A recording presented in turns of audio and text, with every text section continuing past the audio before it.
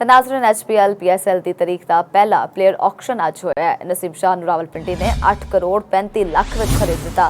ਫਹੀਮ ਅਸ਼ਰਫ 8 ਕਰੋੜ 50 ਲੱਖ ਵਿੱਚ ਇਸਲਾਮਾਬਾਦ ਯੂਨਾਈਟਿਡ ਦਾ ਹਿੱਸਾ। ਲਾਹੌਰ ਕਲੰਦਰ ਨੇ ਹਾਰਿਸ ਰਾਫ ਨੂੰ 7 ਕਰੋੜ 60 ਲੱਖ ਵਿੱਚ ਪਿਕ ਕੀਤਾ। ਫਹਰ ਜ਼ਮਾਨ ਵੀ 7 ਕਰੋੜ 95 ਲੱਖ ਵਿੱਚ ਕਲੰਦਰਸ ਦੀ ਚੁਆਇਸ। ਸਲਮਾਨ ਅਲੀ ਆਗਾ ਨੂੰ 5 ਕਰੋੜ 85 ਲੱਖ ਵਿੱਚ ਕਰਾਚੀ ਨੇ ਲਿੱਤਾ।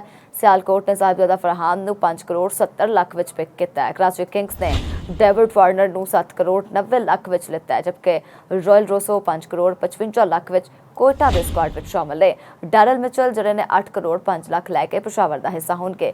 ਹਮਾਦ ਵਸੀਮ, ਸਾਊਦ ਸ਼ਕੀਲ, ਹੁਸੈਨ ਤਲਤ, ਕਾਮਰਾਨ ਗੁਲਾਮ, ਰੋਮਾਨ ਰਈਸ, ਮੁਹੰਮਦ ਹੁਸਨੈਨ ਨੂੰ ਕਿਸੇ ਨੇ ਨਹੀਂ ਖਰੀਦਿਆ।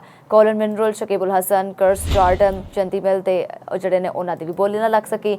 आजम खान कराची, आमिर जमाल पिशावर, मोहम्मद अली रावलपिंडी, इरफात मिनहास कोयटा, मेहरान मुमताज इस्लामाबाद ਵਿੱਚ ਸ਼ਾਮਲ। ਸਿਆਲਕੋਟ ਆਸਟ੍ਰੇਲੀਅਨਸ ਨੇ ਸੁਹੇਲ ਤਨਵੀਰ ਨੂੰ ਬੋਲਿੰਗ ਕੋਚ ਮੁਕਰਰ ਕਰ ਦਿੱਤਾ।